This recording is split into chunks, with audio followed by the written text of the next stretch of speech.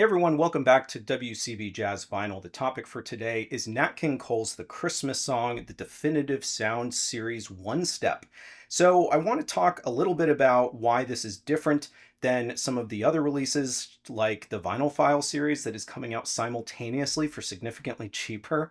I actually don't have a copy of that, but I am going to talk about the differences in terms of mastering and sort of the additions, right? The differences between these two editions. And I do want to address the sound, at least of this one, especially compared to the original pressing, which is something that I have on hand. So, without further ado, hit like, hit subscribe, and of course, you can follow me on Instagram. I'm at what_can_brown. All right, so let's get into this. The one-step definitive sound series of Nat King Cole's The Christmas Song. This is a little bit of an interesting release. I think for a couple of reasons. One is certainly that it's a one-step and it's of a Christmas album. Is that something that's even necessary? I'm going to get into that. And the other is that this is technically a reissue of a reissue. And the reason why I say that is because this album, when it was originally put out, was not this, which is actually the very first edition of The Christmas Song by Nat King Cole. It was actually titled The Magic of Christmas, and it was released several years before. So what happened? Well, Nat King Cole had a major hit with the Christmas song that wasn't a part of the Magic of Christmas. And rather than wait for him to sort of curate more Christmas songs, they decided to reissue that original pressing. They actually stripped one track off and added in the Christmas song, and then titled it that because it was such a big hit for Nat King Cole. And so it's just very interesting, I suppose, when you consider the decisions that went into this and how it became a reissue of, again, not the original pressing technically, but I think we realize why that would be the case, right? Like, people wouldn't want to buy this album if it didn't have the most famous song that Nat King Cole, arguably ever sang, if it didn't have it on here, because the expectation is that it would be on his Christmas album. And certainly that would be my expectation as well. So I don't have a problem with the fact that they are reissuing a reissue. It does make sense, but it's something to just be aware of. And I'm going to actually get into how they sort of made it right with this packaging, with this the Definitive Sound series in the end anyway. So I want to go over sort of the nuts and bolts of this release. And first, again, let me just show you what it is. So you have this red outer box for the edition. It has a recreation of the cover here. On the back, you have the track listing. You also have this sort of gold foil, numbered edition, right? Out of 3,000. Mine happens to be 2,727. And then aside from that, it's not just that. You also get more of a traditional gatefold cover, which I think is great. Does a great job of replicating the cover.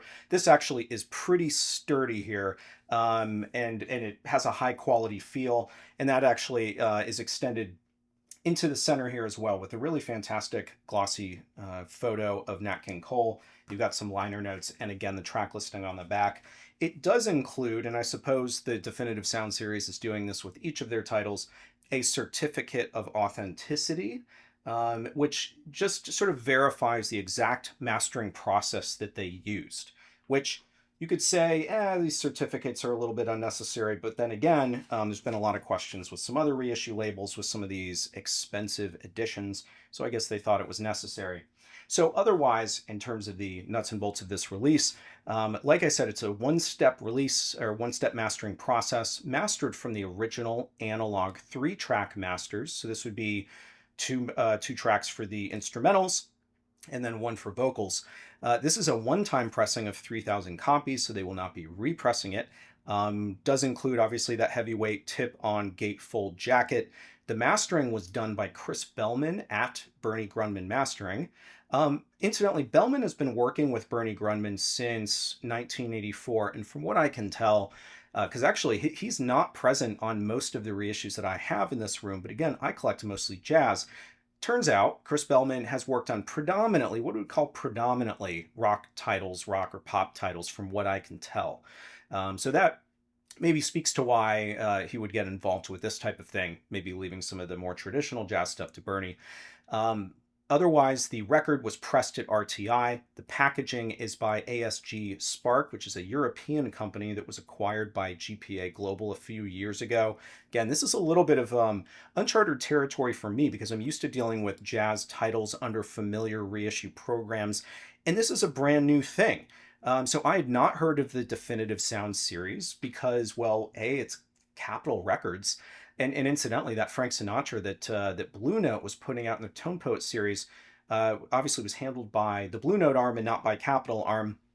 The other reason why I'm not familiar with this series is because it's brand new. So Nat King Cole is number 4 in the series. The others include actually an interesting cross section of titles. So you've got Dr. Dre's The Chronic, you have A Perfect Circle's Mer de Noms, you have Lionel Richie's Can't Slow Down. Those are the other 3. And the one that was just announced, I think the most recent, was Beck's Morning Phase, which based on the strength of this one, I went ahead and bought it. So I'm excited about obviously excited about the series and for reasons that I'm about to get into. Do know though that the single disc editions of these are $100, so they are at that kind of UHQR sort of like one step kind of echelon, and then the double discs are going to be 125.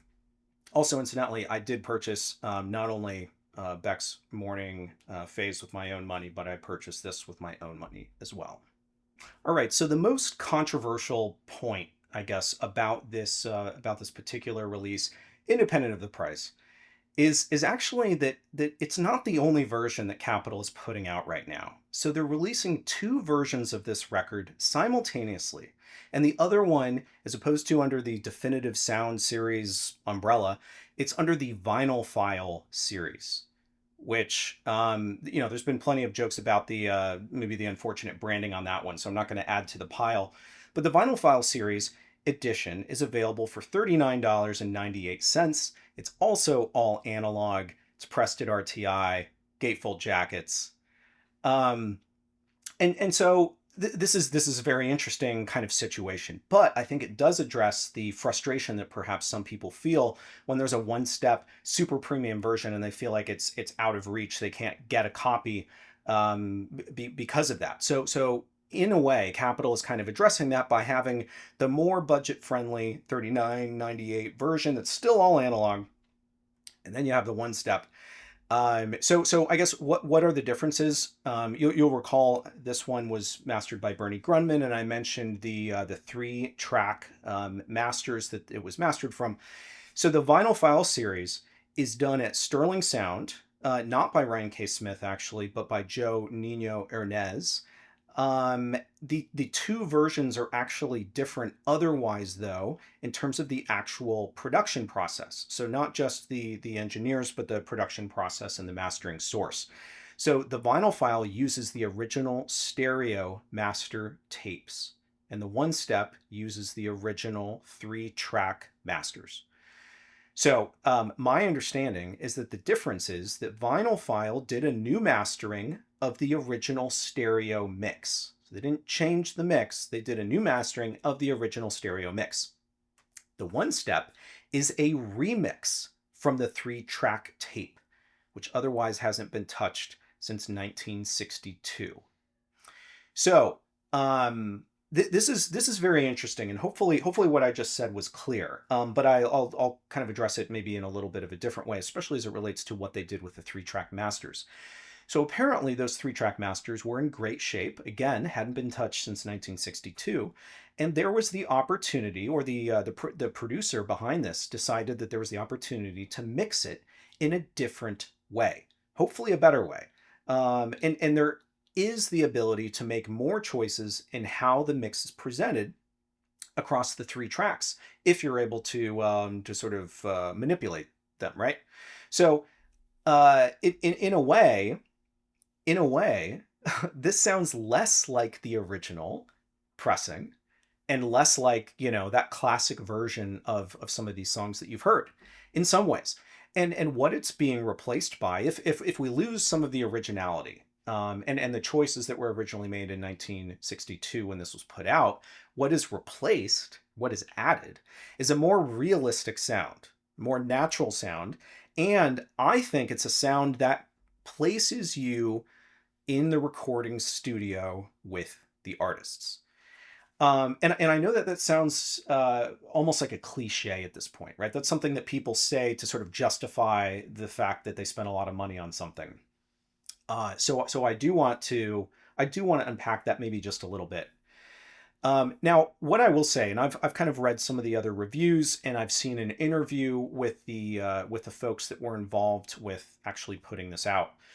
My understanding is that it's actually not very common for a mastering engineer to be able to manipulate the vocals against the track, as was done here, and that's according to Chris Bellman, right, who did the mastering.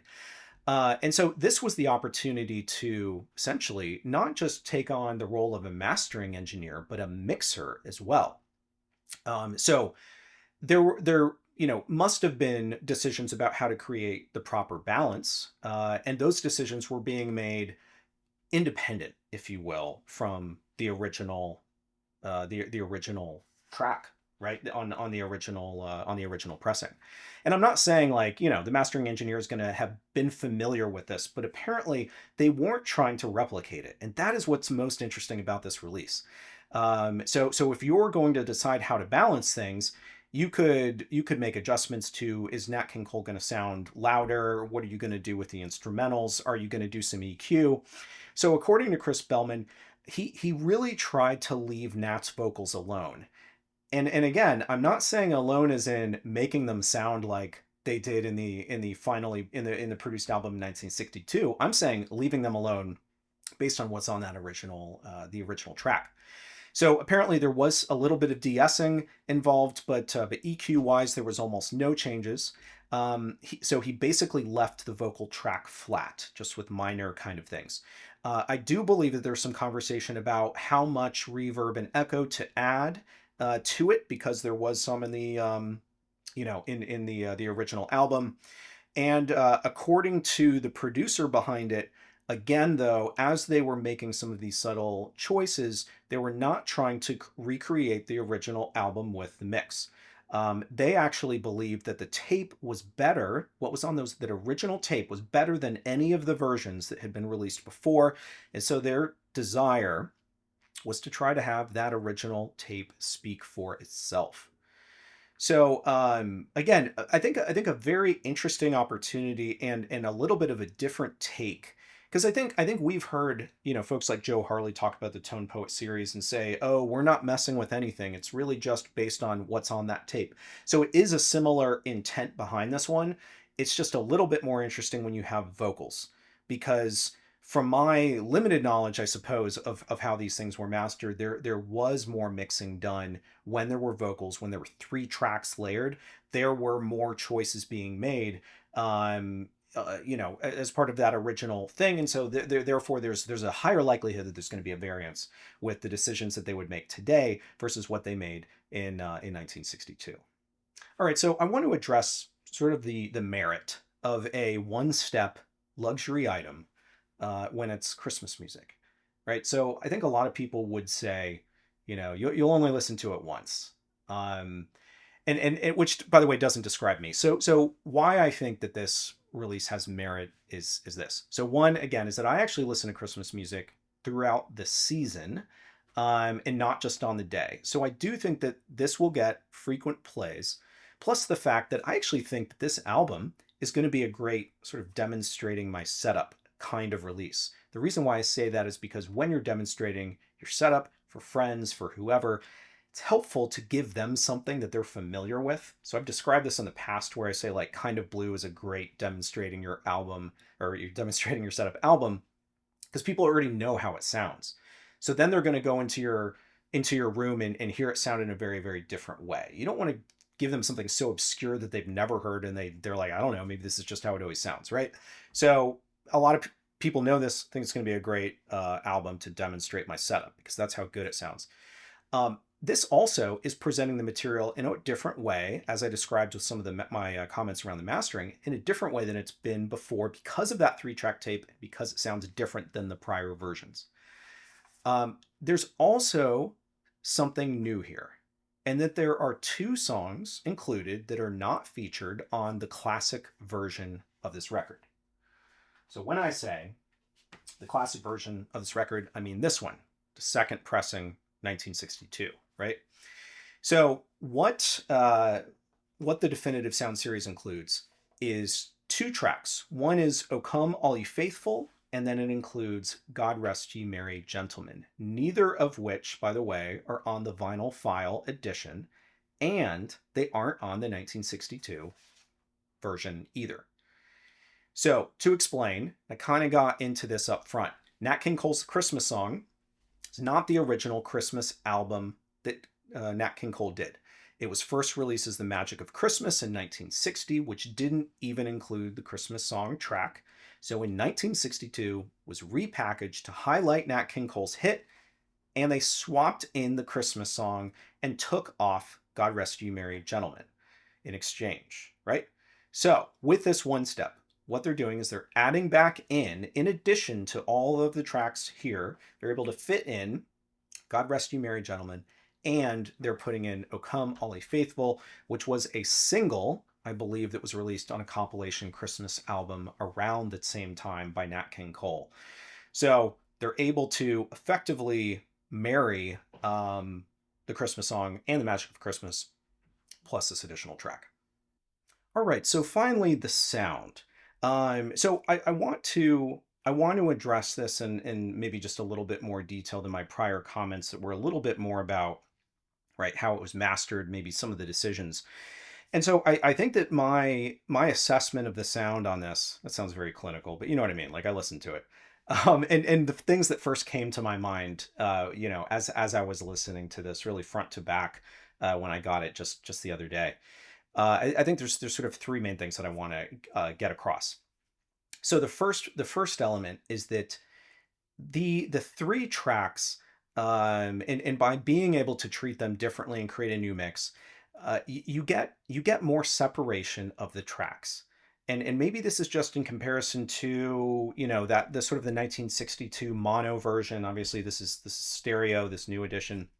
Um, but you get more separation of tracks, and I don't mean just left to right. I mean like Nat King Cole, the background vocals, and then often the strings, kind of in the instrumentals. And so it feels to me like they're almost on different planes without making it seem like you're not going to be conscious of the fact that there's like, okay, one, two, three tracks. It's not that, but you get a better sense of the separation between, especially Nat King Cole's voice and the rest of the singers, as well as the instrumentals. And in that way, because there is more air around him, and he feels more separate, you can hear more of what he's doing with his voice. And it doesn't feel like, again, this kind of very sort of 60s wall of sound, kind of presentation. And I think actually the first Noel, so the track The First Noel, is a really good example of that, where you can hear the difference between those background vocals with Nat King Cole's voice and the strings, and it really feels to start to separate these things. And again, more of your attention is on Nat King Cole, and in my opinion, that's a good thing. I don't want to make it seem like, again, that you're going to be so conscious of the fact that it is this way. It's just that if you're intimately familiar with how the original was put together and how it sounds and how it sounds on that on the radio, you're gonna dial into some of these differences and be like, wow, this just feels really clean, like a very clean sort of presentation of this music in a way that you haven't heard it before. So that's one separation of tracks. The next point that I want to bring up is the dynamics, especially the dynamics of Nat King Cole's voice. So a track that's a really good example of this is Hark the Herald Angels Sing. You get much more of the dynamics of his voice. And I don't mean that he's louder. That's not at all what I mean. I mean that there is less of a monotone kind of sound. There's more of the sort of crescendo or the build and the diminuendo, or bringing it down. And therefore, because you get more dynamics out of his voice, more of the emotion of his singing comes across. And I also think that I think it's a very good thing, because it's clear that it was there on the tape. Why not represent it in this presentation? And so I thought it was very interesting, because I expected to hear more crispness in his voice throughout, or just that it would be louder. And that's just not the case. In fact, there's some moments where it feels like he's softer than even how it was presented in 1962. And I'm not going to pretend to know how they might have created that, or in that original version. But what is clear is that you get more. You get, yes, you get more of the loud, but you also get more of the soft, and again, just overall better dynamics, and it brings more emotion to the music. So that's number two. And the third sort of major thing that I want to say about the sound here is that it sounds more modern. So a great example of this is the Christmas song, which is, arguably the most important song on this album. And it's really, really interesting to me because the music here is so clean without being clinical. And again, with the highlight so much on the vocalist and not having it be, again, this sort of block kind of thing, or like that all of the music was meant to sort of be at the same level, right? Like the same frequency, or what have you. It feels like there's more room for the music to breathe, and it comes across as more of a modern presentation of music. And so it's very interesting to listen to this and realize that it was Nat King Cole in 1962, and that this is a format of this music that everybody is so familiar with, that will surprise you, and it's done in a way that you just haven't heard it before.